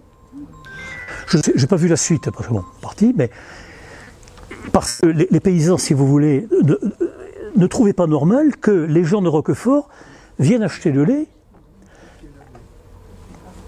alors qu'eux pouvaient en manquer pour faire leur propre production. Puis en plus, dans la vallée d'Ossau, ils ne sont pas... Bon, pas commodes, on va dire. Pas commodes. Hein. Les paysans de la vallée d'Ossau, c'est un peu comme les toys, ils ne sont pas très commodes. Hein. Bon, ils ont du caractère, on va dire. Du caractère, voilà. Et donc, ces questions. Alors ensuite, on a resserré un peu les boulons et on a dit non, même, si vous voulez l'AOC, il faut que le lait soit produit dans cette. Voilà. Bon. Ce sont des questions qui sont intéressantes. Mais je pense que cette question de l'origine géographique, elle était très très très très bien représentée par les AOC. Or, l'AOC, vous le savez, est devenue AOP, sous l'effet des règlements européens, et il y a eu des assouplissements dans les normes relativement nuisibles à la qualité des produits. C'est très subtil, mais bon, c'est vrai pour le comté. C'est vrai pour le comté. Ils ont augmenté l'aire de collecte du comté. Au départ, il n'y avait que 4 ou 5 communes de Haute-Saône, dans le bas de la Haute-Saône, qui pouvaient produire du lait dont on faisait du comté. Maintenant, c'est quasiment la moitié du département. Or, la Haute-Saône, si vous êtes allé dans le secteur, ça n'a rien à voir avec le Jura. Rien. Rien du tout. C'est pas la même altitude, c'est pas le même pays. Oui. C'est ça aussi le business un petit peu entre la Lozère et l'Aveyron. C'est que c'est un fromage qui était produit sur tous les Corses. Oui. Donc, et en fait, il y a des Corses en Lozère aussi. Oui, bien sûr. Bien sûr. Et donc, ce qui s'est passé, c'est qu'à un moment donné, quand la profession, c'était des petits pétards, des petits qui faisaient un peu partout. En Lozère, il y a même en Aveyron, où on a encore des vestiges de ces cadres. Et quand la production comment dire, ça s'est mis à coopérative, etc. Ça c'est au XVIIIe siècle, je pense, en 1800 et ils ont trouvé les caves de Roquefort qui étaient grandes et qui convenaient, et donc on a décidé que le fromage viendrait de là. C'est ça. Et donc, pendant très longtemps, il y a des bergers en Lozère qui ont continué à faire du bleu, oui. du brebis, et du Roquefort, parce qu'ils râlaient un petit peu. Oui, et oui, c'est vrai. Alors, à Roquefort, ils ont quand même des caves. Hein. Ils ont les caves quand même. Et ça, c'est spécial. Hein. Il faut reconnaître que c'est spécial. C'est Fleurine, là, c'est très spécial. Et je pense que ça doit avoir une influence importante sur l'affinage du fromage, sur le goût qu'il développe, je pense.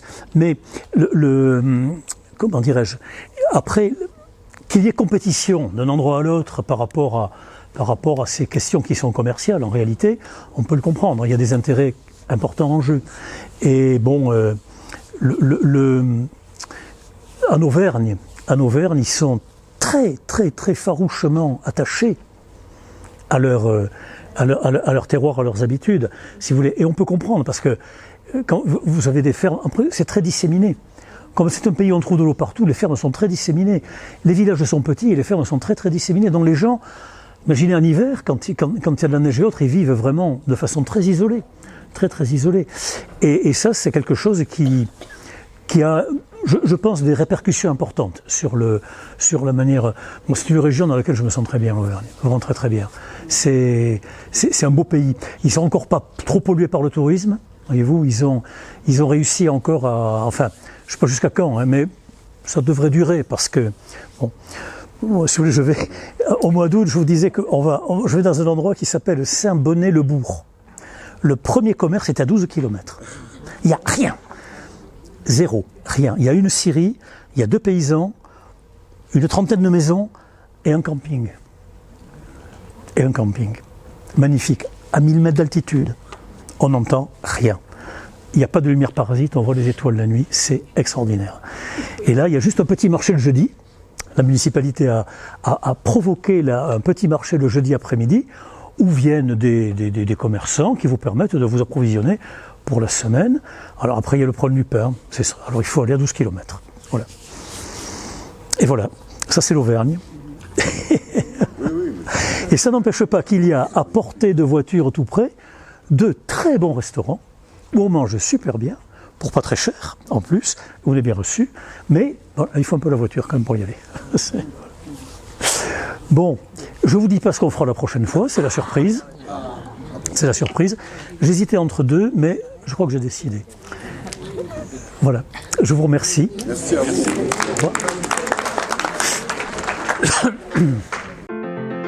Si cette vidéo vous a plu, vous pouvez nous rejoindre à l'Université du temps libre de Tarbes et de Bigorre à l'adresse utl-tb.info. Vous pouvez aussi nous encourager en cliquant sur le pouce vers le haut. Les commentaires de soutien sont également les bienvenus. Et n'oubliez pas, si ce n'est déjà fait, de vous abonner. Merci et à bientôt.